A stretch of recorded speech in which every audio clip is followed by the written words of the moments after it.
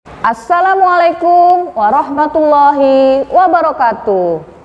Bertemu kembali dengan saya, Ibu Siti Tienti Wahyuni Nasution, Magister Pemikiran Islam dalam bidang studi Sosiologi di SMA Islam An-Nizam, Medan. Apa kabar anak-anak? Semoga semua dalam keadaan sehat walafiat, tetap semangat belajar sosiologi, karena sosiologi wonderful.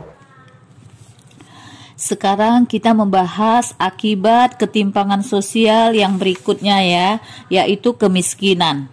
Kemiskinan adalah keadaan seseorang yang tidak sanggup memelihara dirinya sendiri sesuai dengan taraf kehidupan kelompok dan tidak mampu memanfaatkan tenaga baik mental maupun fisiknya dalam kelompok tersebut. Kemiskinan dapat menjadi akibat dan juga menjadi penyebab timbulnya ketimpangan sosial. Sebagai akibat terjadinya ketimpangan sosial karena kemiskinan dialami oleh kelompok-kelompok marginal atau marginal, terpinggirkan, seperti orang yang berpenghasilan rendah, yang sangat sulit untuk memenuhi kebutuhan primer maupun sekundernya. Aspek primer berupa miskin aset, organisasi, sosial politik, pengetahuan, dan keterampilan. Jadi miskin ya semuanya tadi. Nah, aspek sekunder berupa miskin jaringan sosial, sumber-sumber keuangan, dan informasi.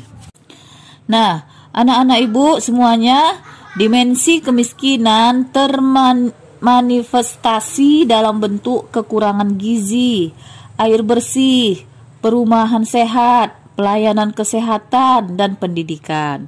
Selain itu, kemiskinan juga mengakibatkan berkurangnya partisipasi dalam pembangunan. Ciri-ciri kemiskinan secara umum adalah sebagai berikut. Nah, jadi ada ya ciri-ciri kemiskinan yang secara umum. Yang pertama, angka kematian tinggi. Kedua, tingkat kesehatan rendah. 3, pendidikan rata-rata rendah. 4, sikap yang sulit menerima perubahan.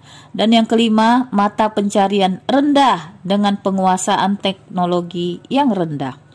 Adapun menurut Munandar, masyarakat dikatakan miskin apabila memiliki ciri-ciri sebagai berikut. Pertama, tidak memiliki faktor produksi sendiri seperti tanah, modal, keterampilan, dan sebagainya. Yang kedua, tidak memiliki kemungkinan untuk memperoleh aset produksi dengan kekuatan sendiri, seperti untuk memperoleh tanah garapan atau modal usaha. Yang ketiga, tingkat pendidikan rendah, tidak sampai tamat sekolah dasar karena harus membantu orang tua mencari tambahan penghasilan. Yang keempat, kebanyakan tinggal di desa sebagai pekerja bebas, berusaha melakukan apa saja. Dan yang kelima, banyak yang hidup di kota, berusia muda dan tidak mempunyai keterampilan. Nah, anak-anak, secara umum kemiskinan dibedakan atas dua bentuk, yaitu sebagai berikut. 1. Kemiskinan yang bersifat kultural atau alamiah. Di sini kemiskinan yang bersifat kultural disebabkan oleh individu itu sendiri. Contoh, sifat malas, kurangnya kemampuan intelektual, kelemahan fisik, kurangnya keterampilan, dan rendahnya kemampuan untuk menanggapi persoalan di sekitarnya. Yang kedua adalah kemiskinan yang bersifat struktural, merupakan akibat sistem dan struktur yang ada. Contohnya, seorang menjadi miskin karena berada di lingkungan masyarakat yang mempunyai karakteristik tertentu, misal institusi sosial yang melahirkan berbagai bentuk diskriminasi, kondisi sosial yang melahirkan ketimpangan, perkembangan industri dan teknologi kurang membuka lapangan kerja, serta kegagalan dalam mewujudkan pemerataan. Kemiskinan struktural menurut Profesor Selo Sumarjan adalah kemiskinan yang diderita oleh suatu golongan masyarakat karena struktur masyarakat tersebut tidak turut menggunakan sumber-sumber pendapatan yang sebenarnya tersedia. Dengan kata lain, telah terjadi kekurangmampuan dalam mengelola pembangunan. Nah, anak-anak, para pembelajar semua, berkaitan dengan kebijakan pembangunan, menurut Nasikun, masalah kemiskinan yang disebabkan oleh ketimpangan antara desa dan kota merupakan implikasi strategi pembangunan yang bias kota. Perwujudannya bukan hanya dalam bentuk jumlah investasi pembangunan yang lebih banyak dicurahkan untuk pembangunan pada sektor perkotaan, tetapi karena seluruh instrumen dan mekanisme kerjanya bisa lebih menguntungkan kepentingan penduduk kota saja. Menurut Dickson, dengan pendekatan ekonomi politik, kemiskinan dilihat sebagai akibat dari tidak meratanya penguasaan sumber-sumber daya dalam masyarakat. Dengan kata lain, sistem sosial ekonomi yang berlaku memungkinkan terkonsentrasinya kekuasaan dan sumber daya pada pihak tertentu. Kondisi ini dapat terjadi pada skala nasional maupun internasional. Contoh, harga jagung di pasar internasional jatuh. Akibatnya harga jual nasional turun, di pedagang turun, dan efeknya berdampak pada petani. Petani menderita kerugian sehingga menyebabkan kebutuhan tidak terpenuhi dan posisi tawar mereka pun melemah. Selain menjadi suatu masalah sosial, menurut Davis, dengan teorinya fungsionalis dari stratifikasi, kemiskinan ternyata juga memiliki sejumlah fungsi sebagai berikut. Pertama, fungsi ekonomi, yaitu